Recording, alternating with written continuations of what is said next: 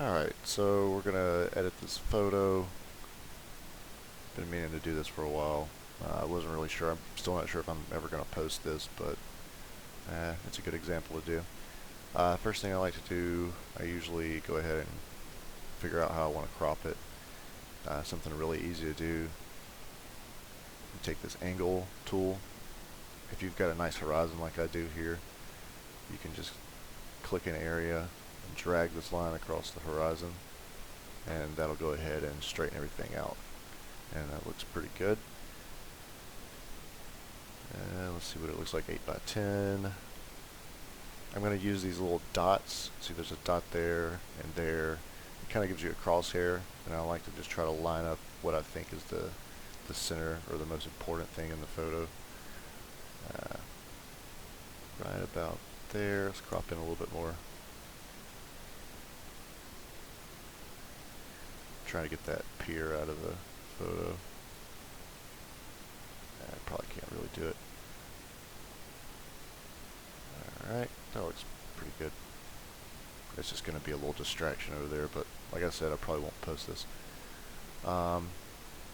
Next thing is go ahead, and they set this out in a pretty good order, so I usually just work from top to bottom anyway, but under your profile, just pick a profile, whatever you think looks best. You can cycle through them. I like the landscape ones because they bring out a lot of colors really well. Portraits are usually pretty flat, but if you're doing something where you don't want a ton of detail in the skin, then portrait would be a good way to go. Standard, very similar to portrait. Vivid, to me, it's kind of overdone, a little bit too contrasty. So usually I stick with either Adobe Color or Landscape for my stuff. And I do have some presets over here. I don't know that would even, I mean, that one doesn't look too bad. That one's really crazy. Alright. Anyway. So in my exposure I can see that I don't have a white point because on my histogram it drops off way before it gets to the whites. And I do have a little bit of blacks in my photo. If you want, you can click these little arrows and these will highlight where you have your whites and blacks clipping. So if I push the contrast a little bit, just to show you, if I push the whites up, it should show me, yeah, see, if it turns red, that means it's clipping. That means you're losing all the detail out of the photo, and the same thing with the blacks. If I went all the way black, it starts to clip. So let's just reset that. I didn't actually want to do that. I turn these back off. And you can do this two ways. You can come up here and kind of drag this over to get it a little closer to where you wanted it. Or you can just raise the exposure.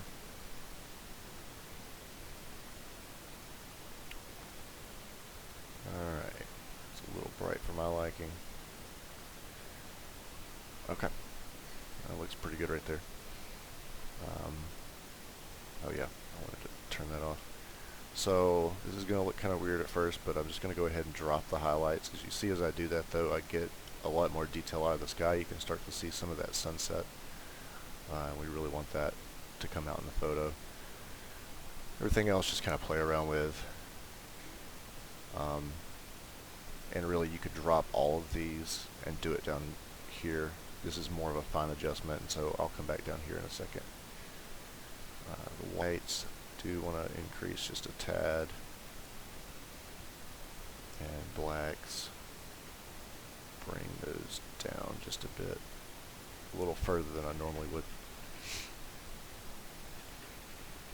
Clarity for wildlife, I like to do a little bit of clarity on my landscapes. I usually turn it down, and you can see that it kind of just cleans everything up and takes some of the grain out. If I go up with it, it makes the textures pop a little bit more. I'm going to leave that up for now. I notice it's kind of washing out some of the details, but we're going to take care of that here in a second. Saturation and vibrance. I really never mess with saturation unless I'm going to decrease it. And here's why, because I see a lot of people on Instagram, they just pump the saturation and they're like, oh wow, it's a really colorful photo. What saturation does, though, you're actually going to lose color by using saturation.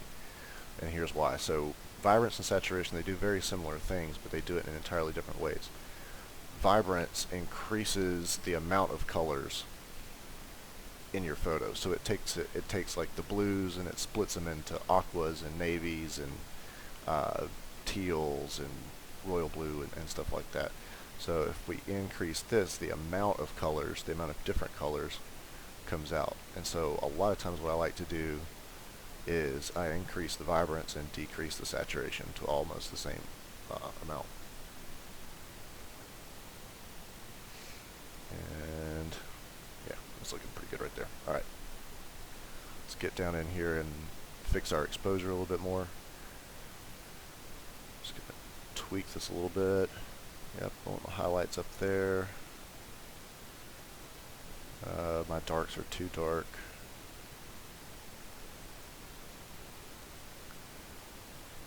And shadows. We want to get back some of that detail from the bird. And at any time, if you want to see a before and after, to look at it before you messed with anything, hit the backslash key on the keyboard, and that'll show you what it looked like before, and then hit it again. So it's important to do that a couple of times throughout the process, because you kind of get you kind of go blind looking at all the colors. Something I am noticing is over here on the pier, which of course I didn't want that in the photo anyway, but in the pier I'm getting a little fringing, and around the feet I'm getting fringing, right? So I kind of want to be careful of that. Let's see if I can get rid of some of that fringing.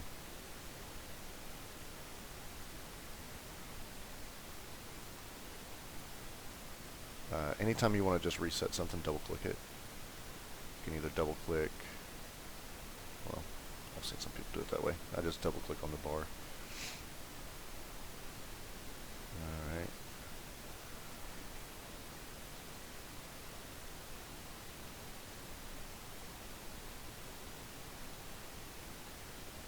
Another way to look at what you've done as far as adjustments, they'll have these little buttons, little satellite buttons over to the side.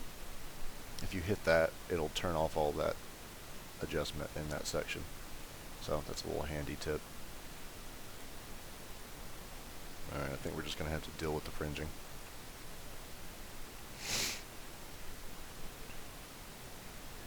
HSL deals with all your colors. To me, I'm looking at this water and I'm thinking it looks a little too unreal, so I'm going to tone it down a little bit. So there's two ways to do this. You can do it with individual colors, or you can hit this button and it brings you a little eyedropper, and you just click and hold and drag it up or down. See, if I go that way, it's making it more purple. If I went that way, it would make it way more teal. Just going to give it a little bump right about there. Let's look at that before and after just on the HSL. Very slight difference, but I think it looks better.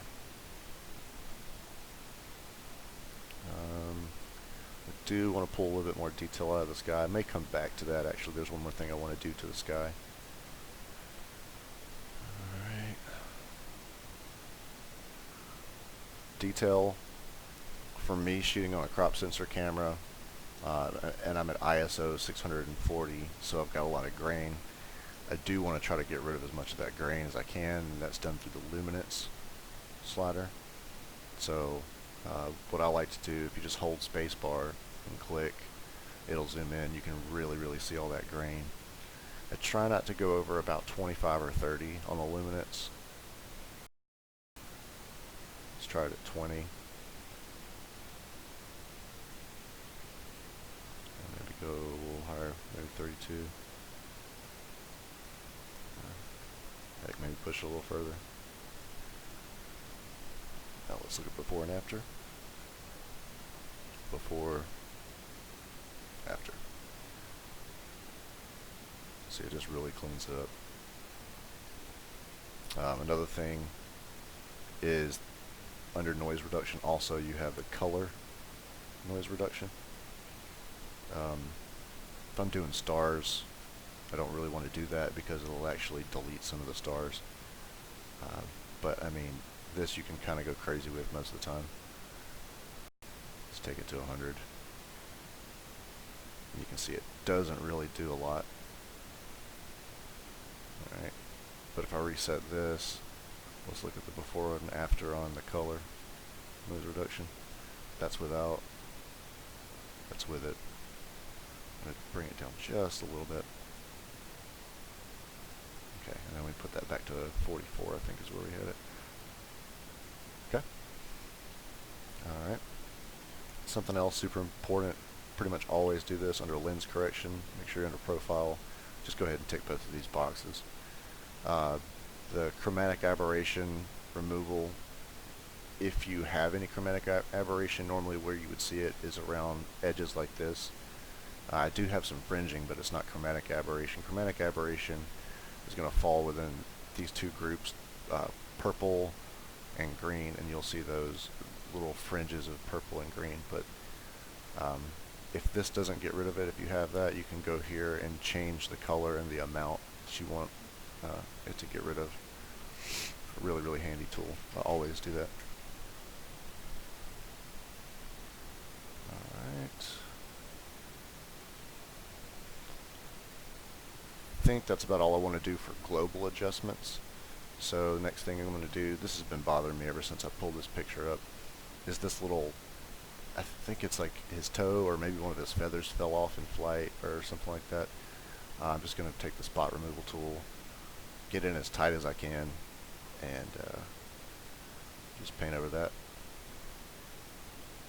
Smooth this a little bit. Actually, I don't think I got all of it. Let me redo that. Yep. Okay.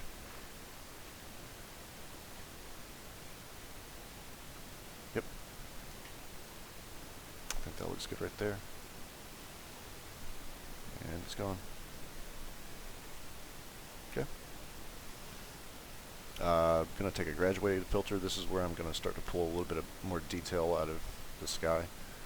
So I'm going to drop in a graduated filter. And it's okay to pull it over the bird. That's fine. I just want to make sure that I get all of the sky.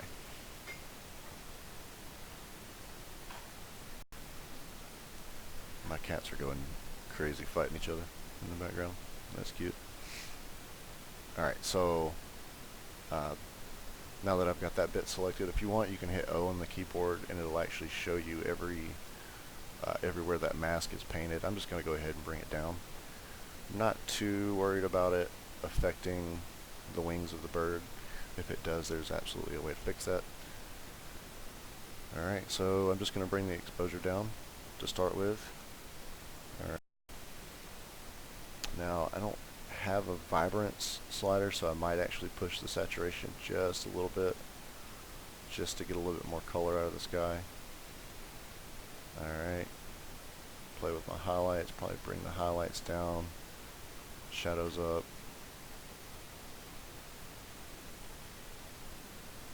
Yeah, I think that's looking pretty good. Actually, I want to back this up a little bit because it's getting a little too crazy over at the top there.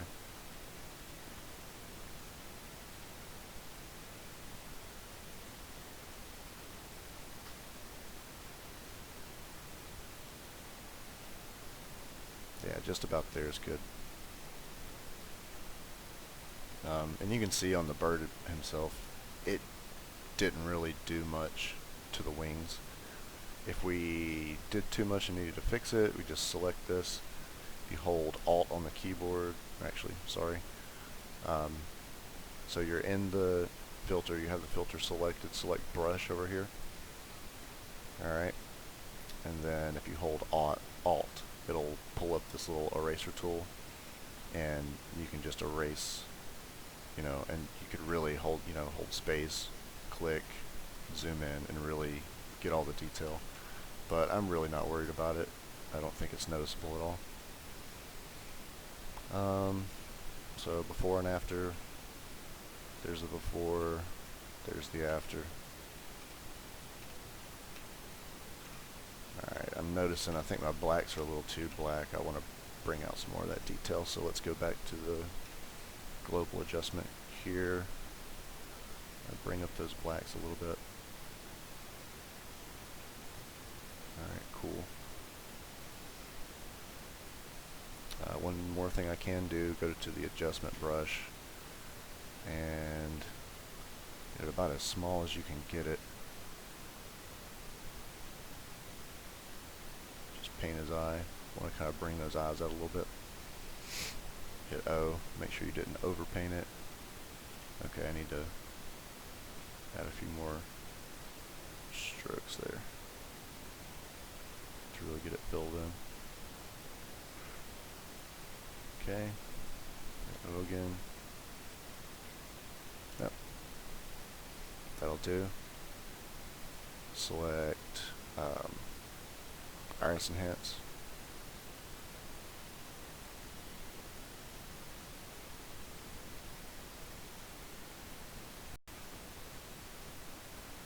See if I can bring out some of that color in his eye. May not be able to. Actually, let's delete that. I'm going to turn my flow way up. And the density. Yeah.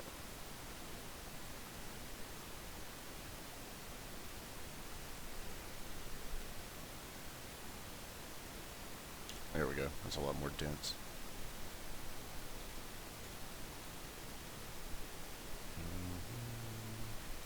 There.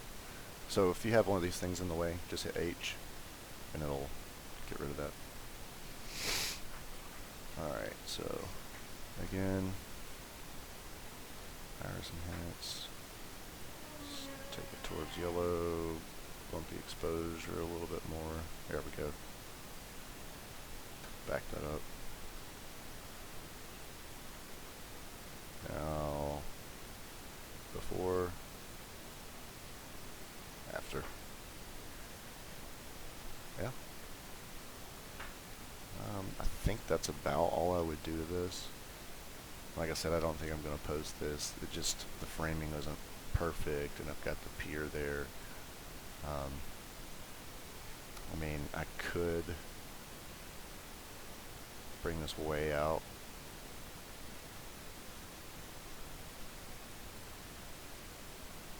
I still feel like that pier is going to be a huge distraction, so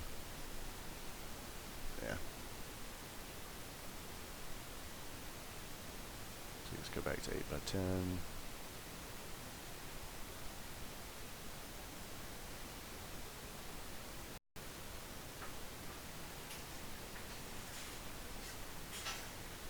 Yeah, not too bad. Alright, I think that wraps it up. And once again, before, after. Minor adjustments.